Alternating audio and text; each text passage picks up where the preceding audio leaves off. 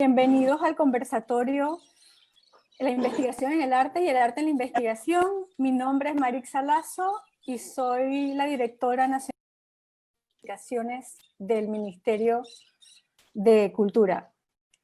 Bueno, es un placer tener a estos invitados hoy. Realmente, yo sé que es un lugar común decir invitados de lujo, pero de verdad que lo son.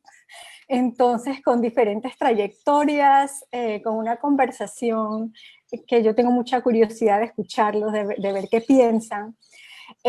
Para muchos, tal vez, desde el prejuicio, pensamos que el arte y la investigación no tienen nada que ver, ¿no? El arte es de los artistas que son creativos y se inspiran, y la investigación es de los investigadores en sus laboratorios con sus batas y sus micrófonos, no, y sus laboratorios. Pero en realidad tiene muchísimo en común y algo de eso vamos a hablar. No solo porque los grandes investigadores, incluso los de bata, son grandes artistas, sino que los grandes artistas también son grandes investigadores. Pero además porque las ciencias sociales, las ciencias que estudian a los humanos, a nosotros, no son de laboratorio, son de ir a los lugares, a las comunidades, de estudiar lo que nosotros los humanos producimos a lo largo del tiempo, incluyendo el arte. Entonces, hoy vamos a hablar un poco de todas esas cosas, de esos vasos comunicantes entre estas dos cosas que parece que no van juntas. Entonces, voy a empezar presentando a nuestros invitados, algunos que probablemente ya los conocen, otros que no, y que es un gusto estar aquí con ellos. Cebaldo de León Inauinapi es un escritor e investigador en ciencias sociales. Ha realizado trabajos de campo en pueblos indígenas de Centroamérica y Panamá, en especial sobre el impacto del turismo. Y también sobre el arte dule en tiempos globales. Vive entre Panamá y Portugal. Es también el protagonista de la película Pan Quiaco, que se estrena mañana viernes en el Festival Internacional de Cine de Panamá a las 6:15 p.m. Así que los invito a verla mañana y a escucharlo hoy. Entonces es realmente una alegría tenerlo hoy, el día antes del estreno de la película Pan Quiaco. Adrián Samos es editora, curadora de arte, gestora cultural residente en Panamá. Cofundó la revista Talingo, que recibió el premio Príncipe Claus. Ha organizado simposios, exposiciones y eventos de arte contemporáneo y trabaja en varios proyectos con individuos y entidades culturales en América y Europa. Humberto Vélez es artista visual, abogado y educador. Estudió en la Universidad de Panamá y en la Escuela Internacional de Cine en Cuba. Trabajó 30 años en Europa y ha exhibido en museos como el Tate Modern, el Centro Pompidou, la Bienal de Venecia, Shanghai, La Habana, etc. Vive en Panamá desde este año. Eso tenemos algo en común, Humberto y yo, nos regresamos este año. Y en el 2018 fue condecorado con la medalla del Senado francés por su labor artística. Paolo Viñolo es director del Departamento de Historia de la Universidad Nacional de Colombia. Su trabajo de investigación y creación está enfocado en el uso público de la historia, la memoria histórica y el patrimonio cultural, con énfasis en artes vivas, performance e imaginarios geográficos. Obtuvo su doctorado en la Escuela de Altos Estudios de París y es miembro del Instituto Hemisférico de Performance y Política del New York University y de la Cultural Agents Initiative de Harvard University. Ha sido también el Santo Domingo Visiting Scholar del David Rockefeller Center, del Centro de Estudios Latinoamericanos de Harvard. Bienvenidos nuevamente, es un gusto contar con ustedes y tenerlo aquí. Voy a empezar con una pregunta un poco amplia, genérica, no todavía sobre sus trabajos, hablaremos de sus trabajos después, pero en términos muy generales, ¿cuál piensan ustedes que es la relación entre arte e investigación? ¿Cómo trabajan juntas cuando lo hacen? ¿O cómo creen ustedes que deberían trabajar juntas? Empezamos con Adrián, decidimos orden alfabético aquí, y por nombre de pila, ¿no? Así, informal. Pasemos a Cebaldo y después a ti. Yo comenzaría contando una historia, ¿no? Porque aparte de historias y de narrativas, ¿no? Cómo llegamos mucho de nosotros a lo que entender el arte. Cuentan los cunas que en el principio del mundo la gente desconocía muchas cosas. No sabían cómo construir casas, cómo organizar la aldea, cuál era la importancia de las aguas, por ejemplo, la importancia de las plantas, para qué servía una piedra. En fin, era un tiempo de miedo, de incertidumbres, no se sabía nada. Entonces se reunieron en una aldea los sabios, porque ya habían sabios en la cultura, y entonces decidieron, bueno, tú, Wagibler, irás al mundo de las aves, para que vivas con ellos y después nos digas cómo ellos se organizan. Tú, Guiler, irás al mundo de las plantas, de los árboles, al mundo de estos seres, para que pues nos digas cómo ellos se organizan también y cómo viven. Y así el otro fue al mundo de las aguas, el otro fue al mundo de las piedras, y así se repartieron. Regresan a las aldeas, a la aldea cuna, y después cuentan cómo se organizan y para qué sirven las plantas, para qué sirven los árboles, cuál es la importancia de la lluvia, por ejemplo. Guagible, por ejemplo, que vivió en el tiempo, en el lugar de las aves, cuenta cuál es la importancia del sueño, por qué dormir. Se cuentan los cunas y nuestros sabios que de esta forma comenzamos a organizarnos, aprendiendo de dónde, de la naturaleza, que es la maestra, que fue la que nos ayuda a organizar nuestras vidas, para demostrar nuestra fragilidad, que nuestros conocimientos estaban limitados, que era ella la que es el centro de la esencia de todo. Estas cosas que fui descubriendo, después de mi formación académica del mundo occidental, me hizo ver de que tenía que hacer un esfuerzo para descubrir otras ontologías, las nuestras, ¿no? De un mundo que me decía que, que el arte, ciencia y espiritual era una sola cosa, ¿no? Que era la naturaleza. Entonces eso para mí me abre un mundo, ¿no? ¿Cómo yo puedo estudiar, por ejemplo, el problema del territorio o las autonomías o el problema del turismo si no converso con la gente que crea este tipo de, por ejemplo, las molas, ¿no? Que es toda una narrativa, es una poesía, es una historia que cuenta la aldea, la mujer. O el hombre que va a sembrar y además en la siembra tiene una serie de lugares donde no lo puede entrar y que lo narra como una historia, los llamados lugares sagrados, o lo que nosotros llamamos ahora como una teoría que estamos construyendo colectivamente, los ecosistemas del amor prohibido. Entonces nos damos cuenta de que es todo un universo a descubrir y a realizar y a trabajar. Este fue por lo menos los inicios que me di cuenta que yo tenía que reaprender mis metodologías, mi orientación en el estudio de la antropología y la ecología política, que es mi campo, para poder entender los fenómenos y lo que estaba ocurriendo. Así fue más o menos que podía decir que comencé a ver, ¿no? Que la importancia del arte, el arte como parte de un todo. Bueno, mil gracias, gracias, Evaldo. Yo quisiera como abordar la pregunta con más directamente, digamos, en términos de de qué manera se puede relacionar la investigación con el arte. Está la manera, digamos, como muchísimos investigadores, como historiadores o los psiquiatras, como Freud, por ejemplo, usaban obras de arte, poemas, tú lo has hecho muchísimo, poemas, pinturas, cuentos, novelas, para investigar la época, porque los artistas están en su época y reflejan la cultura, los sentimientos, los miedos, los deseos de la época. Y por lo tanto, es una fuente extraordinaria, como lo saben ver muy bien los investigadores. Es decir, investigar desde las obras de arte para ver más allá y entender el mundo y el espíritu de la época. Está entonces lo que yo creo que es más relevante para lo que estamos hablando ahora y es que es la operación del pensamiento artístico, es decir, usar la imaginación como un proceso operativo para abrirse, salirse del cauce objetivo, muy característico también de cierta metodología de la investigación. El historiador, el sociólogo, el físico, el geólogo, tienen ciertas pautas, ciertas convenciones, ciertos procesos metodológicos propios de su disciplina Y al salirse de ese cauce es cuando vienen y pasan cosas extraordinarias.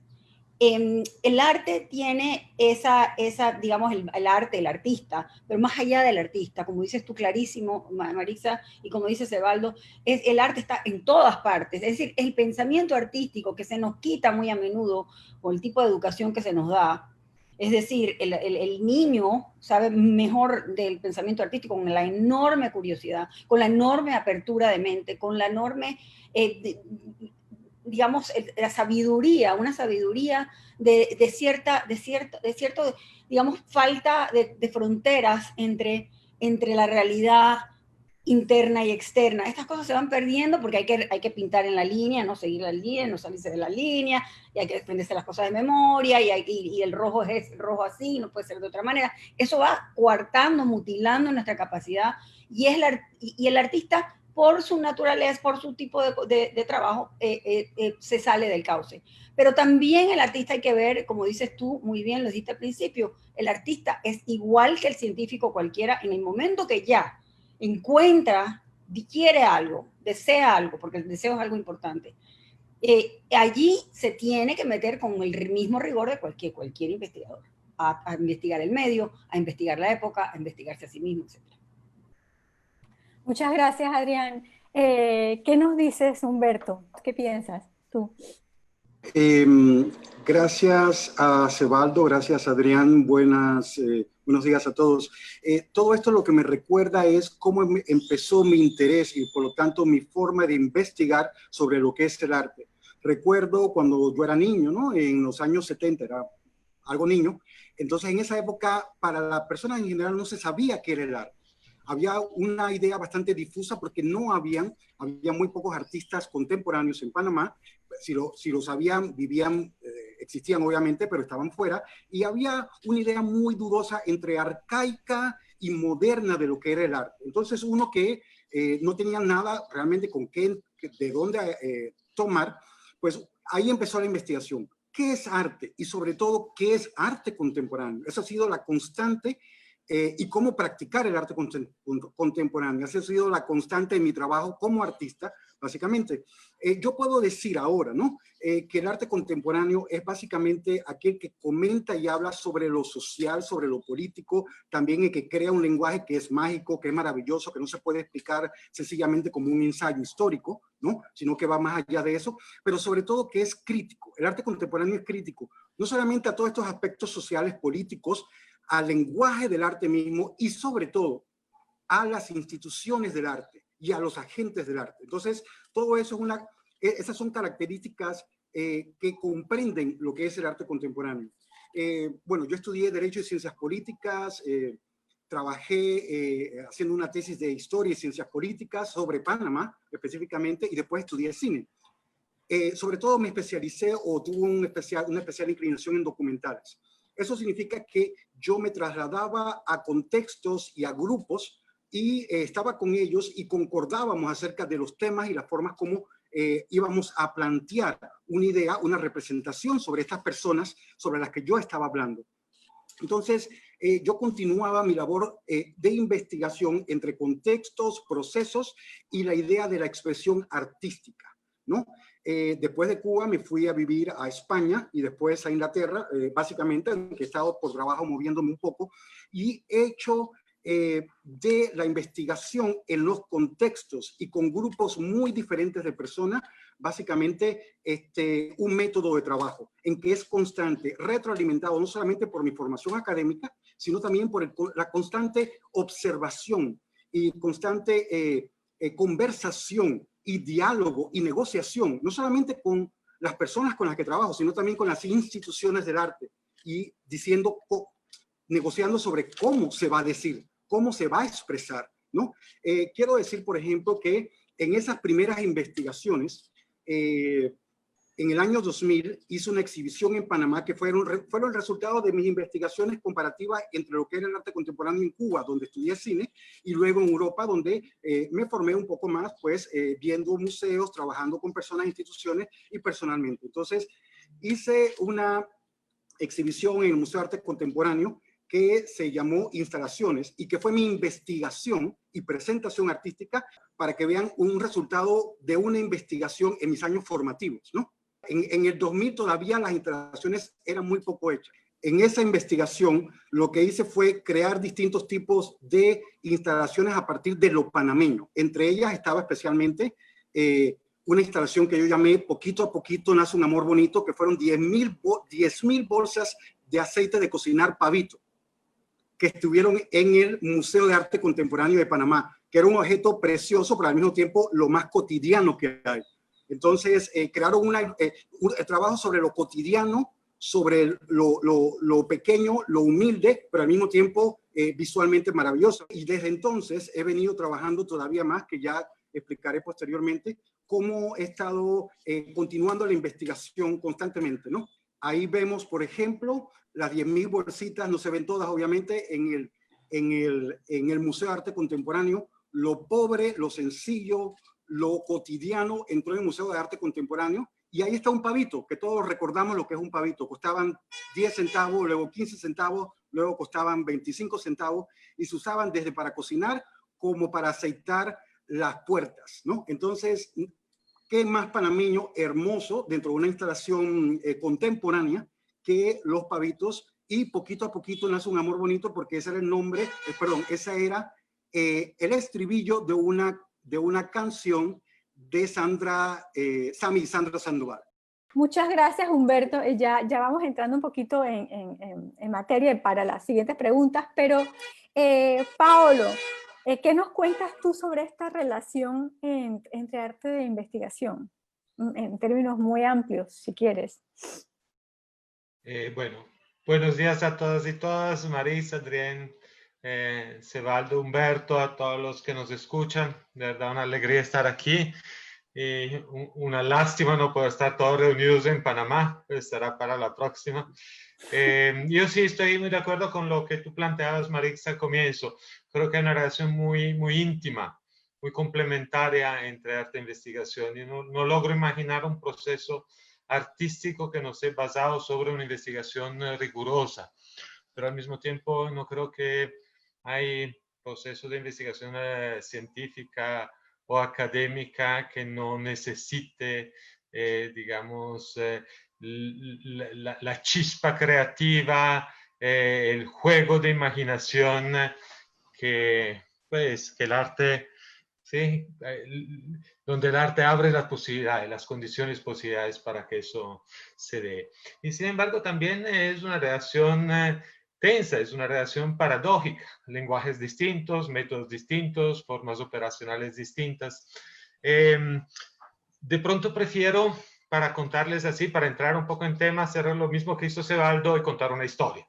Y voy a contar una historia desde mis tierras de orígenes, desde Italia, y tiene que ver con una figura que creo que puede ser una buena figura para contar un poco de esa paradoja, que es el médico de la peste, ¿sí?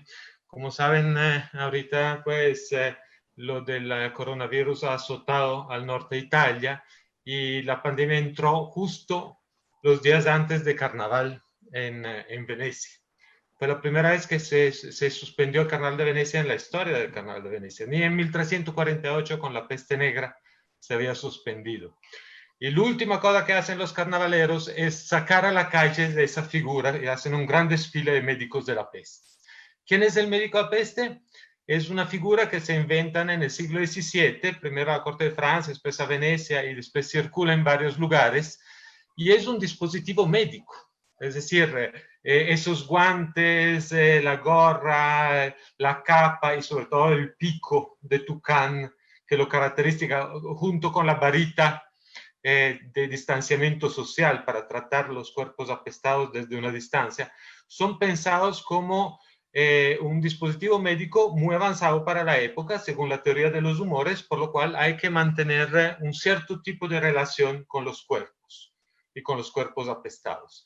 Ahora, nosotros nos puede dar un poco risa hoy en día pensar que uno se enfrente a la peste negra con un pico de tucán lleno de timo y de especias y de esponjas llenas de vinagre.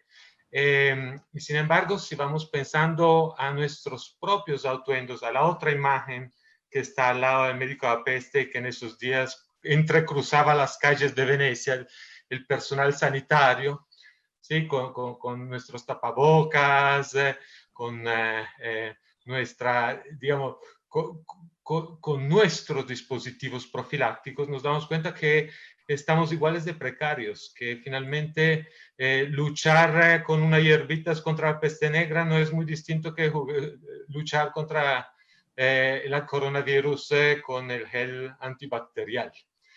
Y el médico de la peste, además, tiene otro interesante aspecto paradójico porque se vuelve inmediatamente una máscara carnavalesca, ¿sí? Se vuelve una máscara de comedia del arte, como Arlequín, como Pulcinella. Aquí vemos dos médicos de la peste, uno del centro en el caballo y uno al lado, abajo a la derecha de esa pintura del siglo XVII.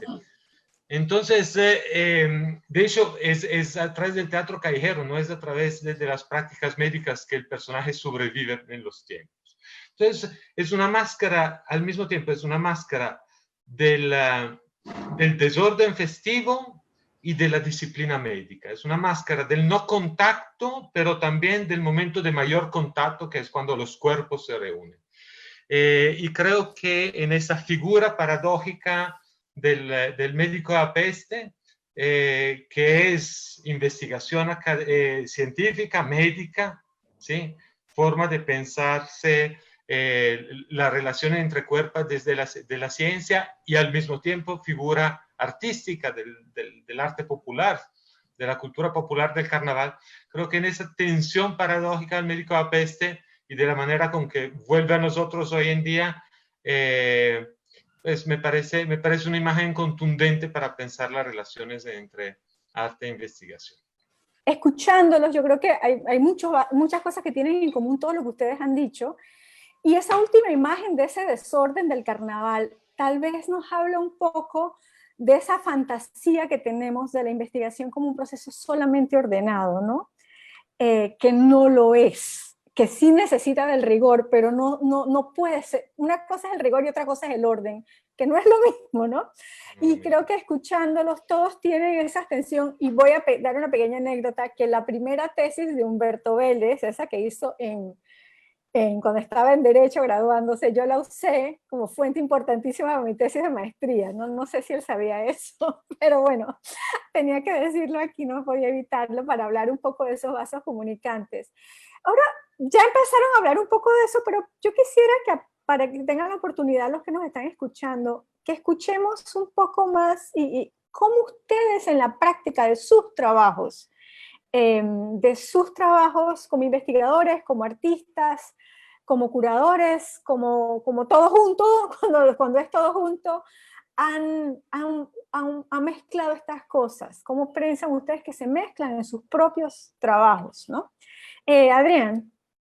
Sí, bueno, vamos a ver, yo después de estudiar un poco por todos lados y un poco de todo, en Europa y en Nueva York y en varios países de Europa, llegué acá y eventualmente enseñé en filosofía, geografías, estudios sociales en las esclavas del Sagrado Corazón de Jesús, imagínense, y el International School, y después me pidieron en la prensa un suplemento cultural. Y yo le pedí a Alberto Walde que conmigo juntos pensáramos en cómo. Y se nos ocurrió, después de tener 1000 libros, por ejemplo, para escoger el nombre, porque lo primero que hay que hacer es escoger el bendito nombre. Y bueno, teníamos todo tipo de cosas y referencias griegas y lo que sea. Y de repente se posa un talingo en la bendita, haciendo un escándalo, y nosotros miramos y los dos ya sabíamos que era exactamente lo que queríamos y que lo que tenía que ser, ¿no? O sea que la providencia nos dijo que es precisamente no solamente el título, sino el tema tenía que ser de qué manera y cómo ignoramos cosas que son muy importantes, cosas cotidianas, cosas vilipendiadas, cosas, porque el talingo no hay nada más odiado y más panameño que un talingo.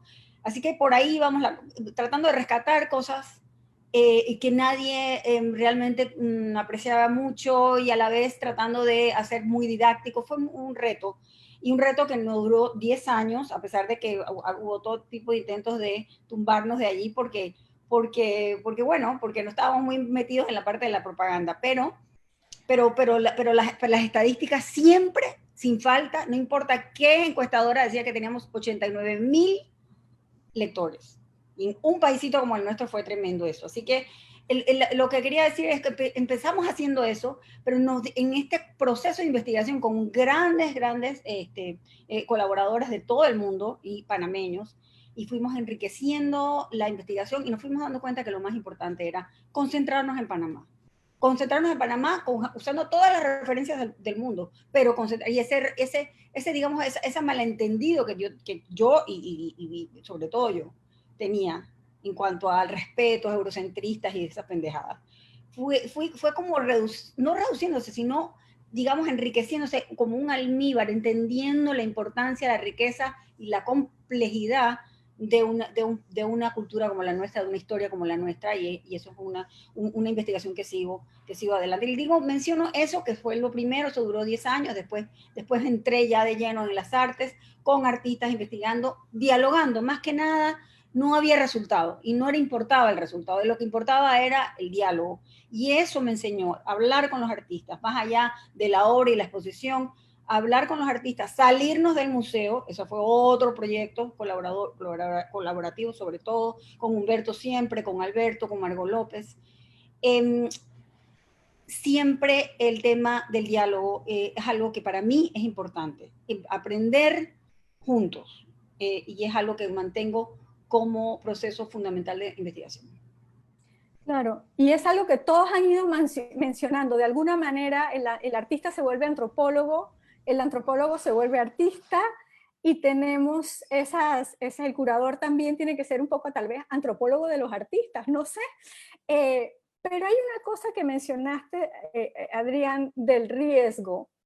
Creo que no usaste la palabra, pero creo que todos aquí hay un momento en que hay que no tenerle miedo a arriesgarse, porque salirse del canon es un riesgo. O sea, la respetabilidad, digamos, de un académico depende a veces de ciertos lenguajes, de cierto performance de seriedad, ¿no? Que tú puedes tener el trabajo más serio, pero si no te ves serio, ¿no? Y creo que eso es muy duro, y perdonen que meta la cuchara, pero no puedo evitarlo. Para las mujeres puede serlo, ¿no? Porque el performance de seriedad es aún más alto, pero al mismo tiempo ese performance de seriedad hace que uno quiera decir, todo ese trabajo riguroso que hay detrás, llegue a menos gente, ¿no?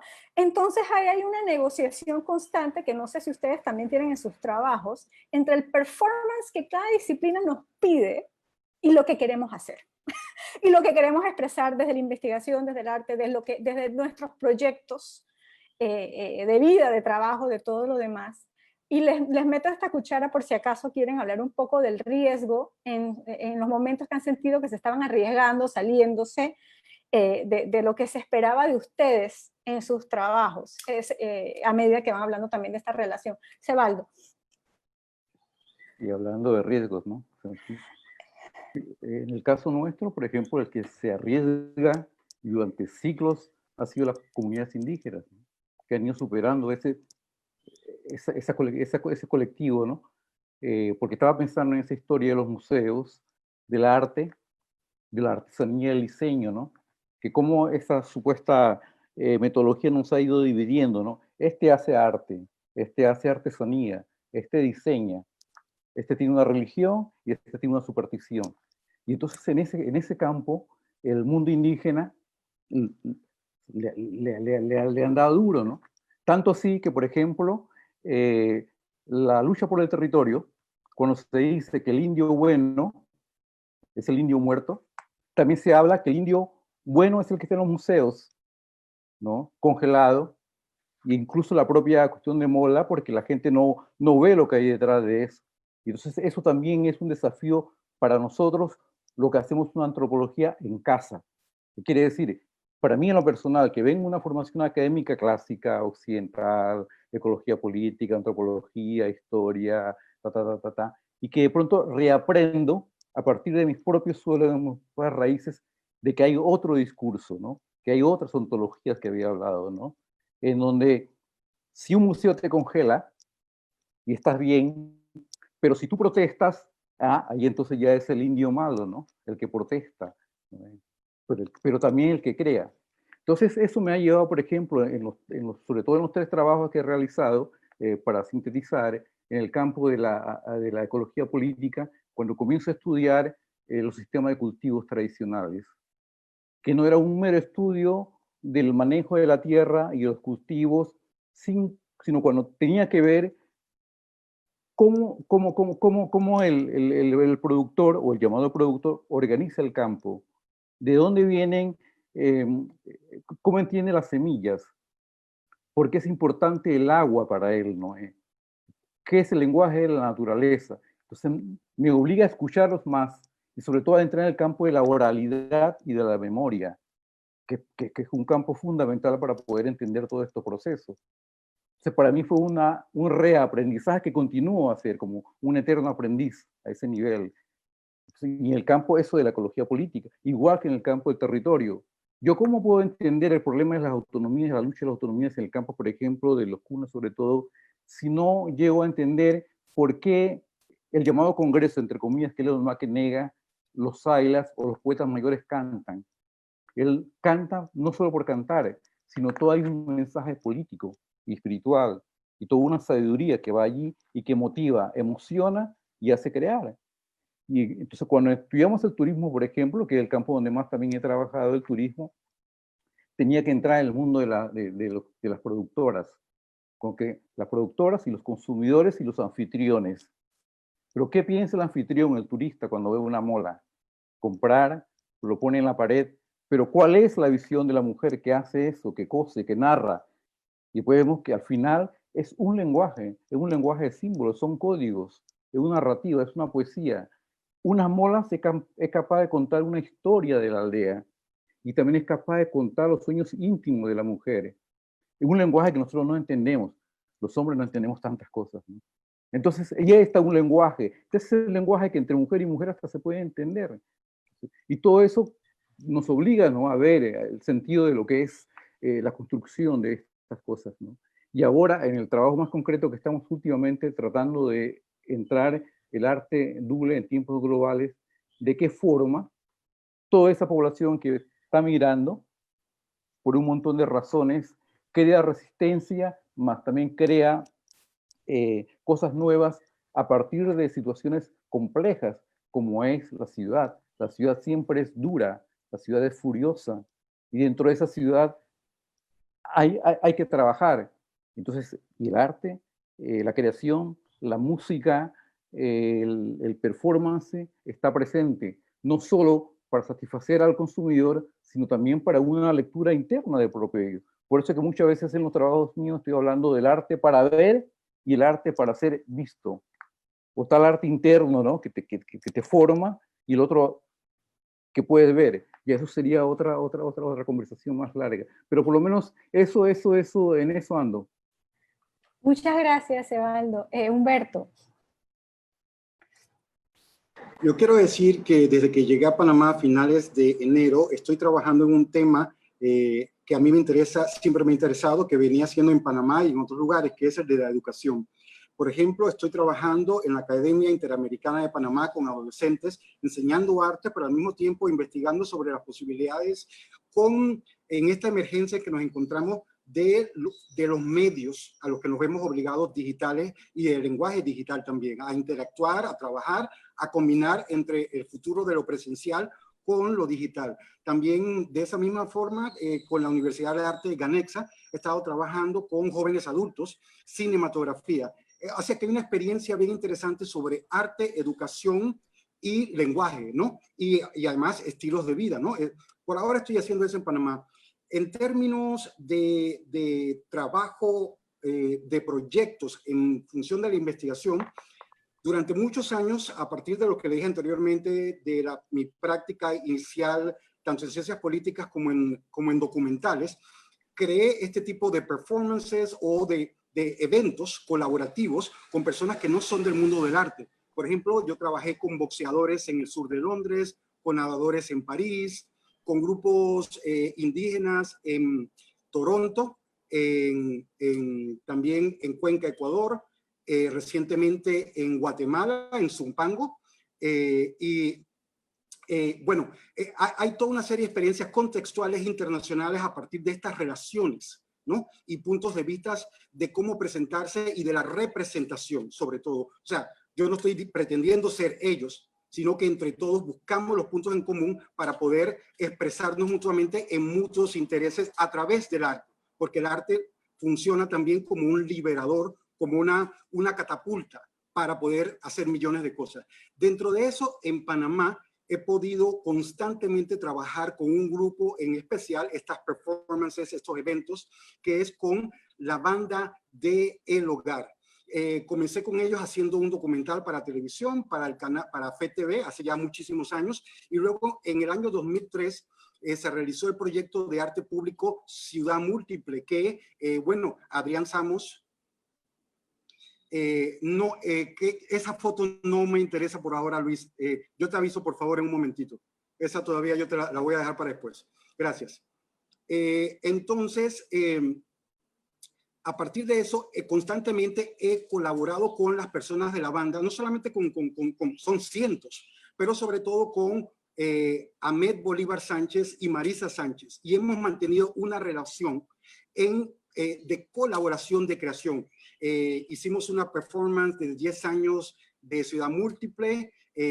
Adrián Sambo fue una de las dos curadoras de Ciudad Múltiple, un evento bien interesante, bien fuerte, internacional, que llevó afuera de Panamá el reconocimiento de un grupo popular urbano, ¿no? Entonces, y recientemente, hace 2 años, hicimos un proyecto que se llamó Las Rebeldes, que fue parte de una exhibición en el Museo de Arte Contemporáneo sobre cultura popular panameña, en todos los niveles.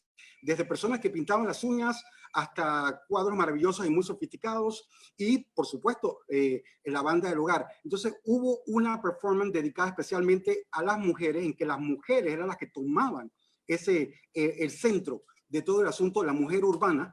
Que lástima que no pudiste participar, Marisa, te invité, pero yo sé que estabas de viaje, y yo quería mostrar un pequeño clip ahora de la toma de lo que pasó.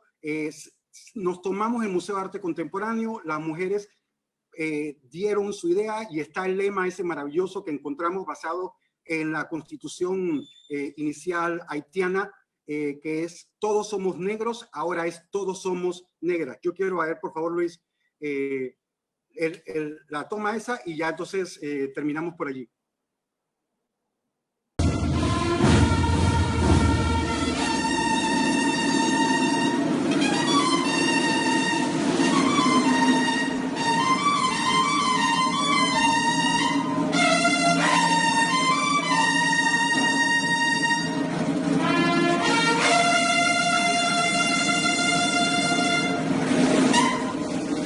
Muchas gracias, Humberto.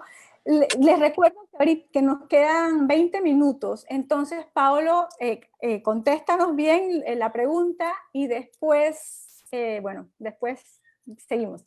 Sí, Paolo, ¿cómo ha sido en tu trabajo esa relación? Porque tú además eres un académico muy peculiar, ¿no? Por esa cercanía, porque eres académico puro, duro, así, pero al mismo tiempo con mucha cercanía al performance y las artes escénicas. Sí, yo arrancaría de lo que planteabas tú, de riesgo. Yo creo que corremos seriamente el riesgo de quedar encasillados, ¿sí? Yo soy un poco alérgico a las etiquetas y a la manera con que el mundo académico tiende a, pues, formatearnos. Por ejemplo, toda la lógica de las revistas académicas que tienen su sentido y tienen su lógica, pero corre riesgo de verdad de cambiar el lenguaje, la forma de expresarse. Uno termina escribiendo no para expresar lo que siente, sino que para encajar en el modelito, en el formato que le está dando una revista. Entonces, bienvenida a las propuestas como la que está liderando Adrián, donde se busca un conocimiento que es localizado, aterrizado, que habla al mundo sin querer ser un lenguaje abstracto universalista y al mismo tiempo permite ese cruce, ese mezcla de lenguajes. Y para mí siempre ha sido un poquito, digamos, lo que siempre me ha apasionado es esa frontera entre el proceso artístico, de investigación académica y compromiso social. Ahí es donde me muevo. Son terrenos extraños, a veces un poco peligrosos, a veces un poco pues, de mucho conflicto y tensión, ¿sí? Pero también apasionante donde uno se encuentra aliados fantásticos. Le cuento un par de cositas, un par de ejemplos que además tienen que ver con Panamá. Uno, y creo que con Cebaldo tendremos que tener largas conversaciones, es justamente lo del Parque Histórico Arqueológico de Santa María de Antigua del Darién. Después de 15 años se volvió el quinto Parque Histórico Arqueológico en Colombia. Pero lo que quiero resaltar aquí es cómo eso ha sido un proceso muy fuerte con las comunidades del lugar, ¿sí? Entonces ahorita estamos pensando el guión museológico del nuevo parque, y eso es una actividad que estamos haciendo muy de la mano con las personas que habitan ese territorio. Y eso es un aprendizaje fantástico y le toca a uno ponerse cabeza abajo, así como al comienzo, y trastocar mucho de lo que desaprender para volver a aprender, para usar un poco la metáfora que usaba Cebaldo al comienzo, ¿no? Porque de todas formas el eurocentrismo nos habita. Y sigue siendo la narrativa dominante cuando pensamos en la conquista. Y repensarse la conquista desde otro lugar es un ejercicio difícil, apasionante y sobre todo colectivo. Entonces, también ahorita estamos trabajando y con Marixa también en ese gran tema de la cultura popular y de los diablos festivos, que en Panamá además tienen tanta fuerza, tanto despliegue. ¿Qué nos interesa ahí de los diablos festivos? Sí, un trabajo académico, antropológico, con un libro colectivo, pero ahorita lo que nos interesa es cómo ver cómo esas figuras que finalmente han sido también unas figuras encasilladas, ¿no? Desde la colonia, el diablo es la manera de etiquetar y de alguna manera de desactivar los poderes y las fuerzas de culturas muy distintas que desde la religión católica se marcan con esa imagen y se relegan al ámbito del Corpus Christi, de los márgenes del Corpus Christi o de los carnavales o de las fiestas patronales. Y sin embargo, los diablos festivos tienen una fuerza como agentes culturales. Entonces, es darle la vuelta un poquito el giro epistémico a lo que es patrimonio. Patrimonio no es para que nosotros vayamos con actitud paternalistas a salvaguardarlos porque pobrecitos están en vía de desaparición, o para volverlos una commodity turística, para volverlo una mercancía a uso y consumo del turismo de masa, sino que no, es tomarse en serio el poder, y aquí lo que decía Humberto sobre la manera de trabajar, digamos, de la mano con personas que no son artistas ni son académicos, sino que se mueven de otro lugar. Tomarse en serio el potencial heurístico, la fuerza de conocimiento y de saber que tienen esas figuras en el mundo indígena, en el mundo afro, en el mundo colono también, ¿sí? Y volverlos agentes culturales que puedan de verdad volverse mediadores para enfrentarse a las emergencias y a las políticas que necesitamos frente a las crisis que estamos viviendo. Entonces, eso es un poquito la manera con que para mí arte e investigaciones se pueden como conectar. Bueno, de ahí, te queremos dejar al menos unos minutos porque tenemos que terminar las 10:45 para las preguntas del público, pero yo quisiera, si me pudieran contestar en un minuto cada uno, hacerles, tal vez dos, pero no más, hacerles una pequeña pregunta sobre cómo esta relación entre arte e investigación nos puede ayudar hoy en esta crisis que estamos viviendo. Porque el arte está siendo usado para entretenernos, que ahora que estamos encerrados, lo que es muy válido, necesario, y todos lo hemos usado así, y ha sido un salvavidas en momentos duros. Pero además de eso, esa relación, ¿cómo nos puede ayudar a pensarnos y a salir de este problema? O a vivir con este problema, si eso es lo que nos toca. Sí, yo pienso que en primer lugar, como estamos encerrados, lo primero que tenemos que aprovechar, nunca tenemos el tiempo ni el espacio, y ahora lo tenemos de sobra quizás, aunque no realmente, pero en este momento pensar las preguntas fundamentales que sin ellas no se hace arte y sin ellas tampoco se hacen el resto de las preguntas. Es decir, ¿qué significa libertad? ¿Qué significa justicia? ¿Qué significa democracia? Esas cosas que suenan como, ¿qué significa arte? ¿Qué significa, cuál es la misión de la investigación? Estas cosas, aplicarlas luego entonces en el terreno. Y a mí me parece en el terreno más importante ahora es, desde el principio, lo que hablábamos del aprendizaje, qué vamos a hacer con la educación, que ahora, precisamente porque no sabemos cómo nos vamos a relacionar, cómo podemos reestructurar la educación, que es un desastre en este país. Y en cualquier otro país. Es decir, cómo hacemos para, como dice Cebaldo, como dicen todos ustedes, cómo para que desaprender, para que los niños vuelvan a ocupar un protagonismo que no tienen, que las comunidades cobren las necesidades de las comunidades, lo que decía Cebaldo y lo que decías tú sobre el arte de la hamaca y de hacer las hamacas, que se ha perdido porque no es una prioridad para el sistema educativo. Un minutito, dos máximo. Bueno, es como para despedirnos, ¿no? Sí, definitivamente que ahora se está buscando la vacuna, ¿no? Para ahora esta pandemia.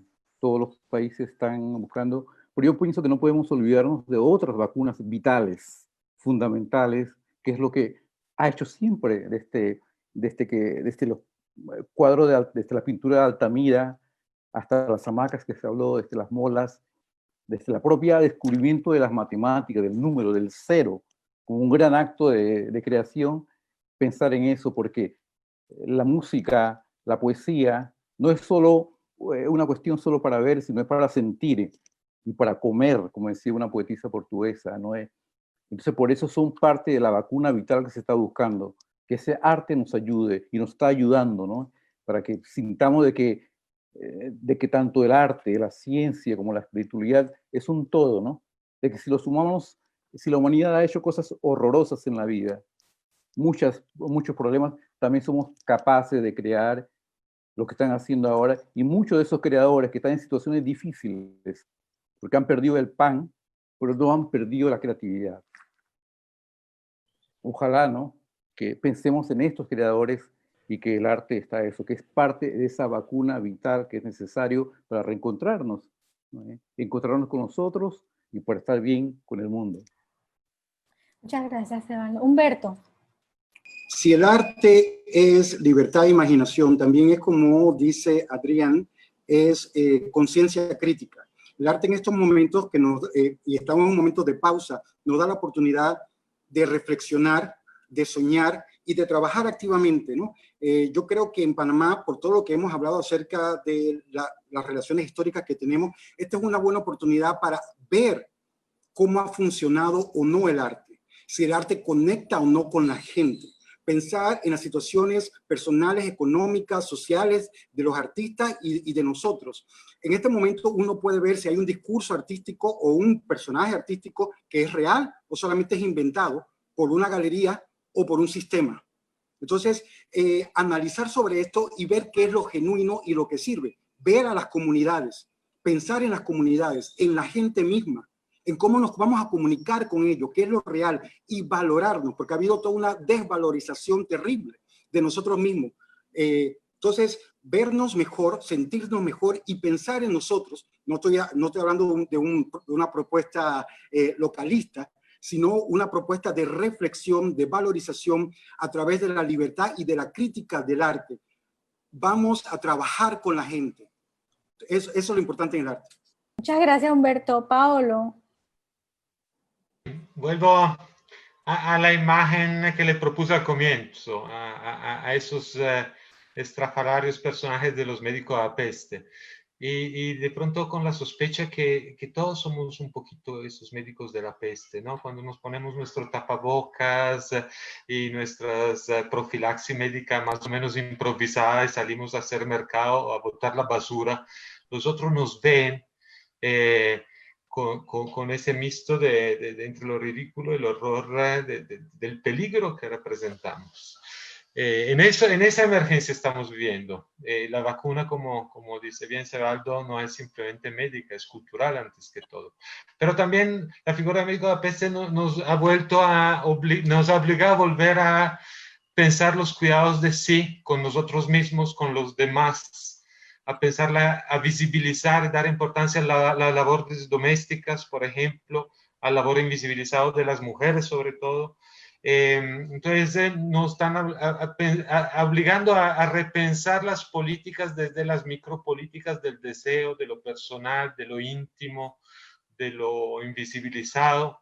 Y al mismo tiempo el médico de APS, que es una figura paradójica que se contrapone a otra figura paradójica que es la ciudad desierta, ¿no? Nuestras ciudades abandonadas, desiertas, todos encerrados, reclusos, nos obliga a pensar que es hacia afuera, no solo hacia adentro, hacia los cuidados, sino que hacia afuera, hacia qué queremos hacer, qué son las políticas que se vienen, ¿sí?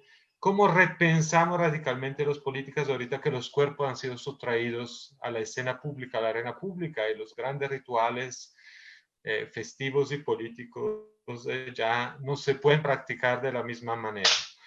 ¿Cuál es la nueva manera radical de pensar la ciudadanía cultural? ¿Cuál es la manera radical con que el arte y la imaginación, pero también la investigación, nos permiten repensar las relaciones de participación en la polis, cuando finalmente podremos volver a las calles y retomarnos las ciudades, y retomarnos los lugares? Yo creo que ese doble movimiento hacia lo privado, hacia lo íntimo, y hacia afuera, hacia lo polis, hacia la polis, hacia lo político, son el gran reto donde arte e investigación sí pueden generar alianzas inéditas y potentes.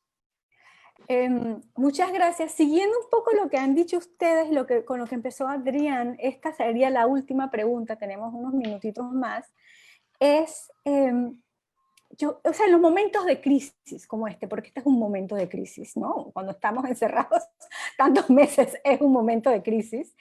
Hay algo que cambia las expresiones culturales y a veces cambia la manera en la que nos entendemos como seres humanos, ¿no? Entonces Adrián dice que este es un momento para pensar la palabra libertad, la palabra encierro. Y yo creo que no vamos a pensar, esto estoy especulando con ustedes, esas no van a significar lo mismo para nosotros después de esto. Esas dos palabras van a adquirir otro significado después de lo que esto que hemos vivido colectivamente a nivel global, porque además es global.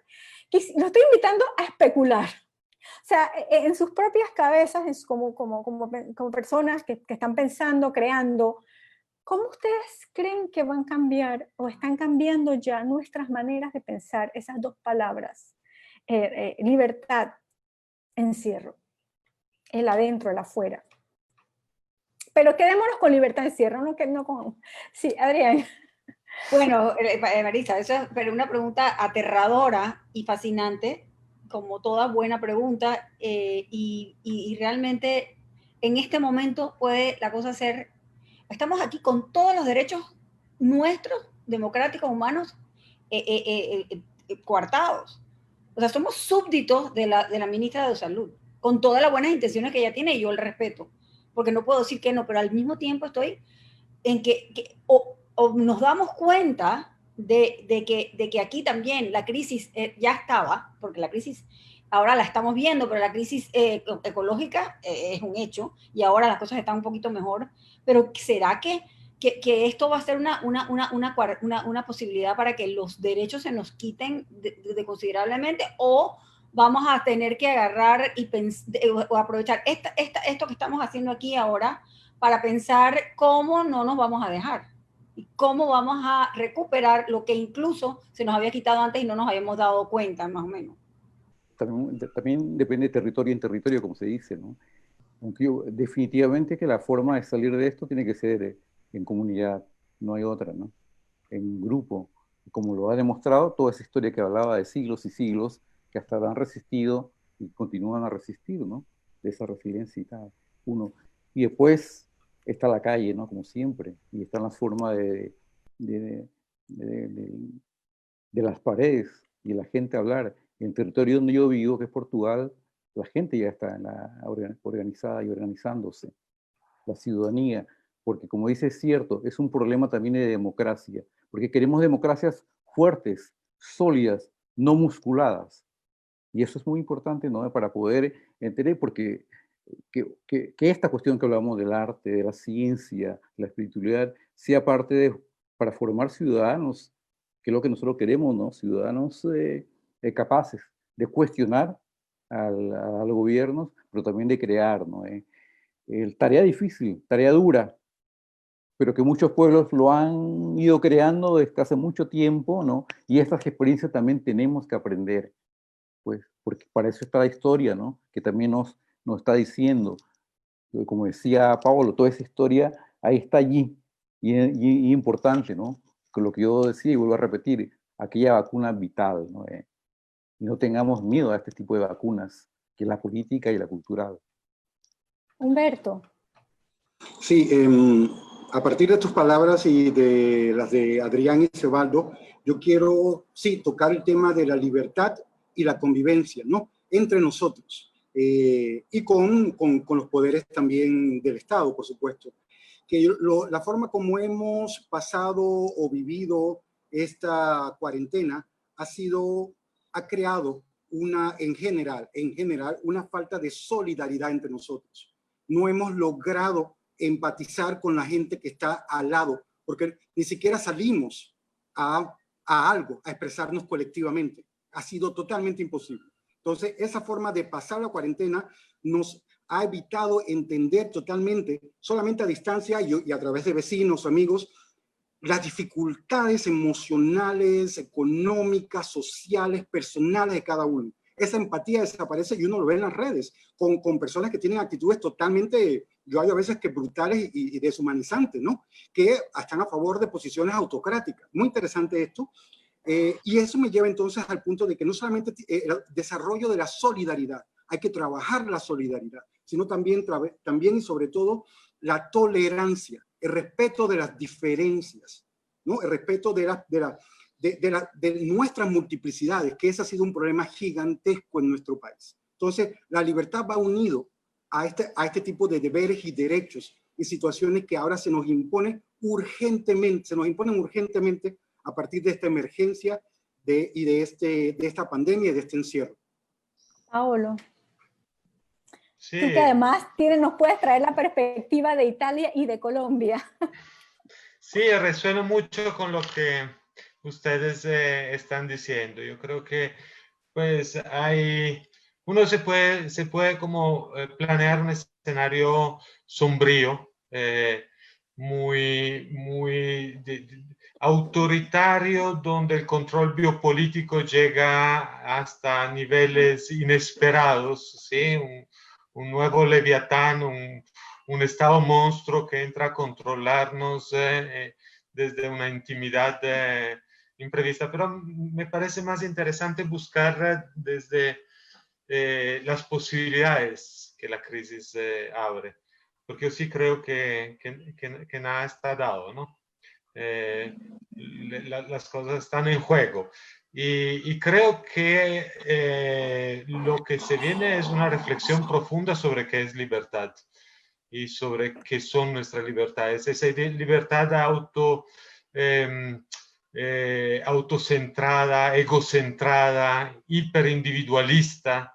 Pensemos a los viajes, que es algo que además a nosotros en nuestro mundo es todo un estatus, ¿no? Se viaja por conocer, pero se viaja también por estatus. Y más viajes, más credibilidad y legitimidad quiere uno, tanto en el artístico como en el mundo académico. Esa manera de viajar yo creo que hay que repensársela radicalmente. Hay que pensarse radicalmente esa manera, ese turismo, pues, donde finalmente el desplazarse, aparte de los costos ecológicos que implica, no vienen juntos con una experiencia de encuentro con el otro que el viaje tendría que conllevar.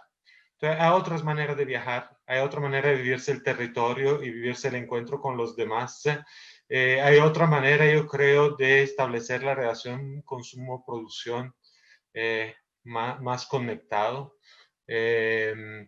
Y creo que por ahí, porque esa crisis del coronavirus finalmente es la primera bofetada de la crisis ambiental, como decía Adrián, que se viene, ¿no? Es decir, esas dos cosas están muy conectadas. Entonces, la pandemia terminará, pero la crisis que implica esa pandemia está ahí para quedarse. Y tenemos que volver a repensarnos de manera muy radical. Si esa bofetada sirve para eso, de pronto nos puede ayudar en muchas cosas. No sé si ser tan, digamos, tan optimista, pero la esperanza es esa. Es decir, que esa bofetada nos sirve de verdad para hacer un paro en el camino que nos tocó y a repensar radicalmente nuestras posturas. Ok, entonces, bueno, ya con esto concluimos y quiero agradecerles y tal vez terminar con juntando un poco lo que han dicho, ¿no? Y tal vez con las últimas palabras de Paolo, de volver un poco más a lo local, volver a nuestros talingos, ¿no? Y de encontrarnos en nuestros territorios con una mirada grande, pero profundizarla más, no sé.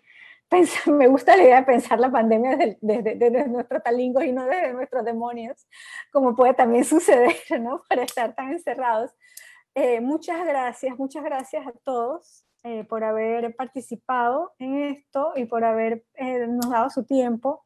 Invito a los que están viéndonos a que se conecten otra vez a las 11 de la mañana para una conferencia sobre la economía creativa en la que va a participar el ministro de Cultura y otros invitados internacionales. Entonces, muchísimas gracias, Adrián, Cebaldo, Paolo, Humberto, por estar, y muchísimas gracias a los que nos han estado viendo en las redes. Hasta luego.